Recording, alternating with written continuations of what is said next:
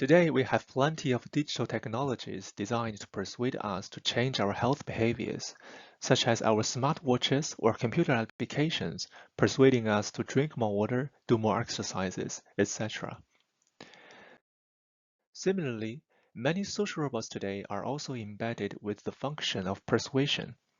Our research specifically focuses on how can we design more effective persuasive strategies for social robots to influence human behaviors. Hi everyone, my name is Jiaxing. I'm a PhD candidate from Eindhoven University of Technology. Today, I'm excited to share our research named Robot-Initiated Social Control of Sedentary Behavior, comparing the impact of relationship and target-focused strategies. If we take a closer look at those strategies commonly used in existing platforms, we can find a clear pattern. These strategies often provide us with useful health information, such as benefits or risks of certain health behaviors. This type of strategy, based on social control theory, are defined as the target-focused strategies. However, social robots are apparently different from other digital agents. These robots are no longer pure informational sources or instrumental tools, but social agents which evoke social responses and even social relationships. Given the potential relational components in human social-robot interaction, we looked into those persuasive strategies in human relationship context, and we found that in human relationship, persuasion often goes beyond just stating health benefits. It also leverages relational motivations.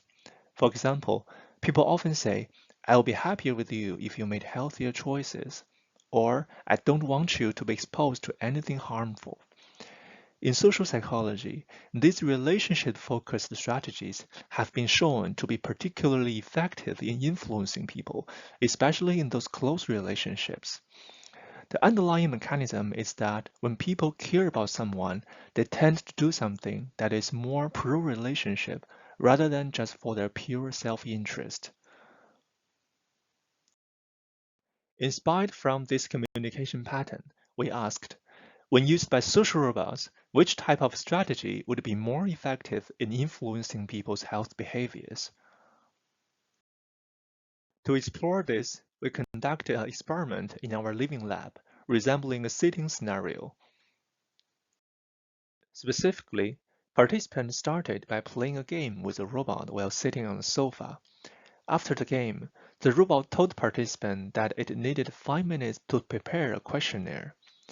Immediately after, the robot persuaded participants to stand up and move around in the room, and then displayed a 5 minutes countdown timer. After the 5 minutes, the robot asked people to sit back. And we as researchers specifically observed how people would react during this 5 minutes break. Here are the manipulations. In a target-focused condition, the robot persuaded people by emphasizing health benefits. We've been sitting for quite a while now. Research shows that taking active breaks can really improve your physical health.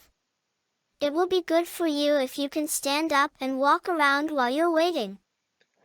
And in the relationship-focused condition, the robot emphasized relational implications. We've been sitting for quite a while, and I really care about your health and well-being. It would make me happy if you could stand up and walk around while you're waiting. We had two main behavioral measures.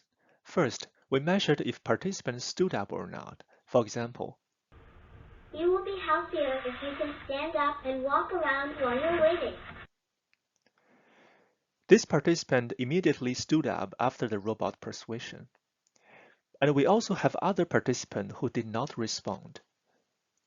You will be healthier if you can stand up and walk around while you're waiting.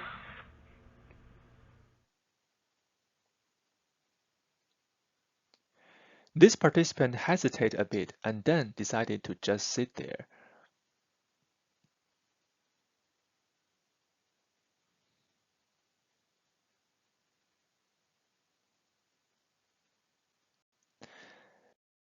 And secondly, we also measured people's total active time during the break.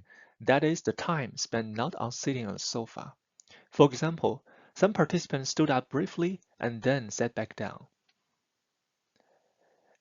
And we also have other participants who spent nearly the entire break on being active.